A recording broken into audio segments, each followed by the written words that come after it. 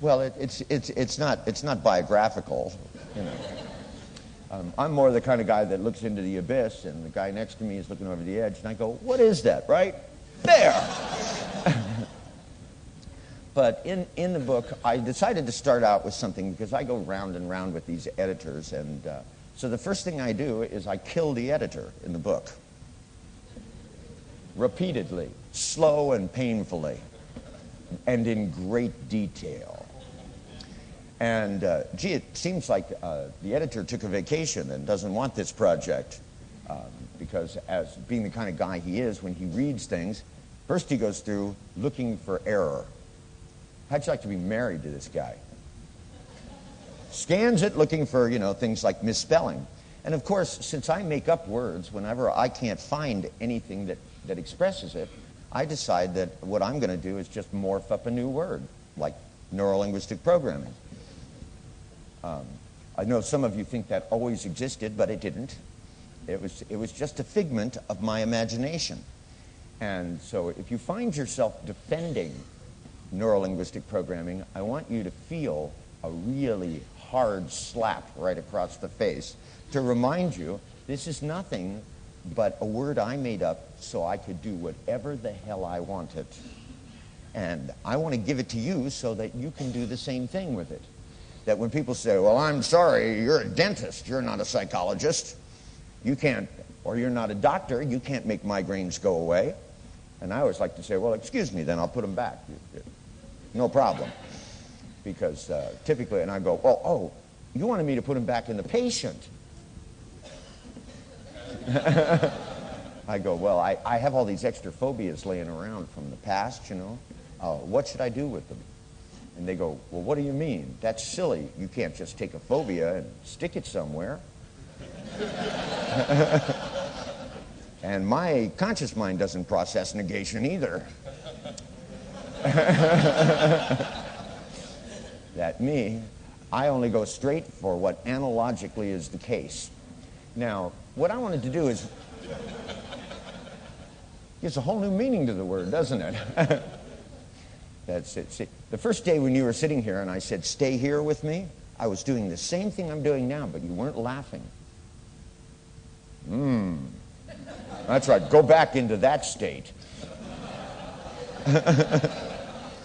What's he talking about? I don't know. He said something about starting from scratch. Nobody knows?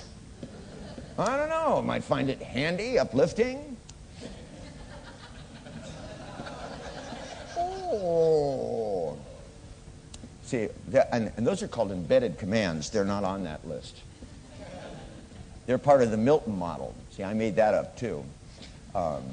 That when Gregory sent me down there and said, you got to take a look at what this guy's doing, he said, because everybody who had ever tried to figure out anything Milton did only found themselves like this. I went in like that.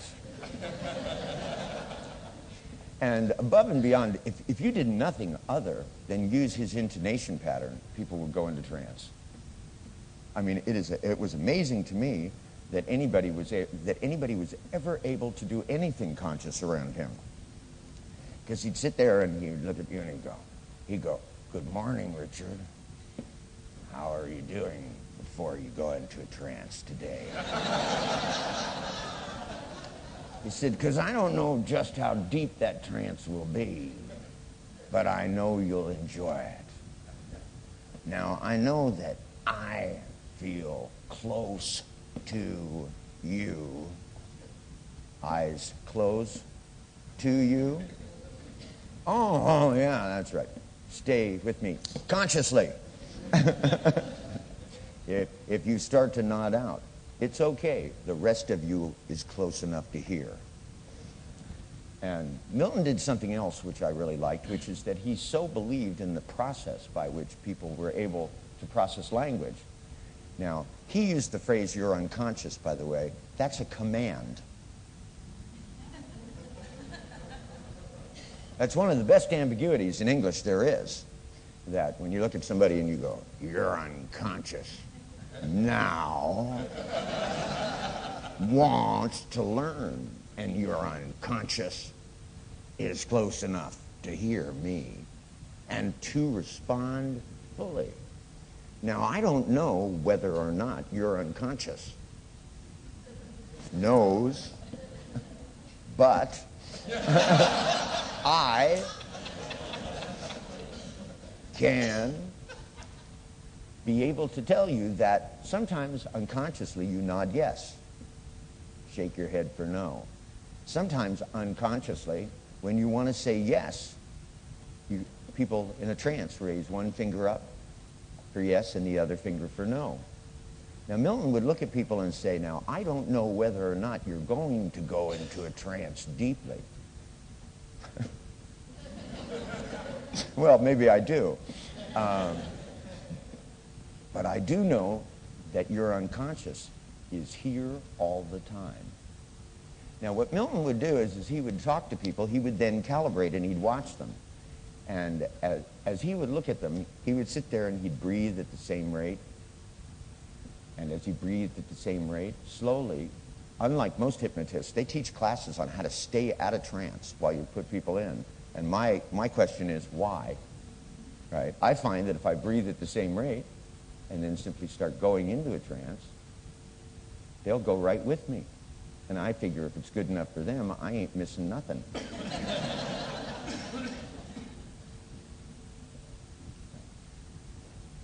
It's kind of like the limbo. How low can you go? There you go. That's right. Just relax and feel good. There's no problem. See, a lot of people go, oh no, I'm going into a trance, going into a trance, going into a trance. That's okay. It feels good. It's your conscious mind that fucks you up, not your unconscious. It's the conscious mind that tries to look at that bug as it flies in your eye. It's your conscious mind that asked that girl that gave you a bad time on the first date out again.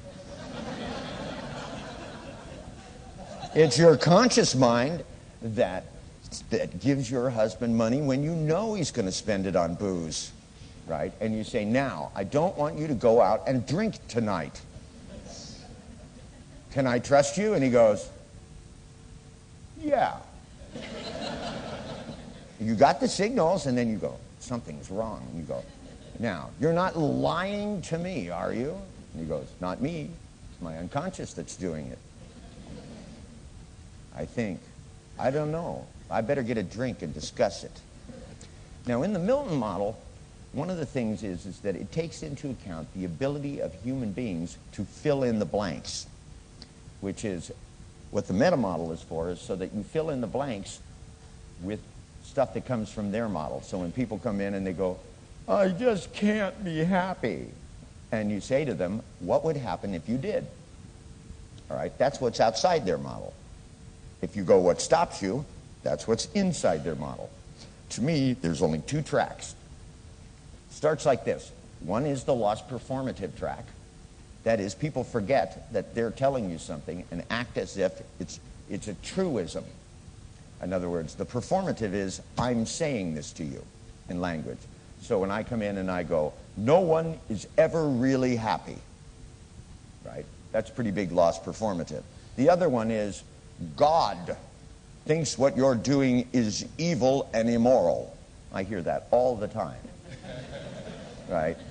That's where people forget that they're not God. They just work for him. Right? Me, I work for my pets. I'm not even close enough to work for God, you know. As I called last night, and there are people in my house cooking for my dog, and they put the phone down and made me wait. I call up and they go, I'm sorry, the dog's chicken's almost done. I'll be right back. And I went, the dog's chicken, right? And I hear across the room, do you want saffron on that? The dog's having a fucking party and it's catered, for Christ's sake. You know, and I looked around, you know, and the cable went out. I guess it was windy last night and the cable went out here in town. And I'm watching the Fuzz on the TV, right? Singing beer commercials. And, you know, it's going, because I don't know about you guys, but I get spoiled. I have now 54 channels to flip around. You can take a lot longer then. Right? It takes a lot longer to flip through 54 channels of infomercials. I don't know about you guys. I'm getting real tired of this infomercial thing of having some, except for the one. I do like the one where you cut your hair with a vacuum cleaner. Have you seen this? It's called the Flowbee. Right? You have a device and you hook it on the end of your vacuum cleaner and it sucks your hair straight up, and it's got a blade that whirls around in it, and you cut your hair with it, and your kid's hair save lots of money. I can see that this company, one day that you're going to be doing that, looking through the tube, and an ear is going to go by. They also have the Flowbee for dogs. And you see this dog sitting there like this. And it's they're cutting the dog's hair. But I mean, I don't know about you guys, but I think it shouldn't take an hour to tell you about anything. That's just my opinion. And nothing personal, Tony, but, you know, how much convincing does it take, you know? And pretty soon, you know, he's going to have the deities lined up outside coming in going, I went to Tony's seminar. I'm Buddha. I used to be totally forgotten. And now look how many followers I have. You know, and then Zeus is going to step in and see this old thunderbolt? It was bent and broken. Yeah, to me, it's like, you know, it's like, I'm glad somebody does that, but I just can't do that sort of thing. It's like, once I'm done with a client, if they come around, it's only by accident. Because my clients, once I'm done with them, they don't want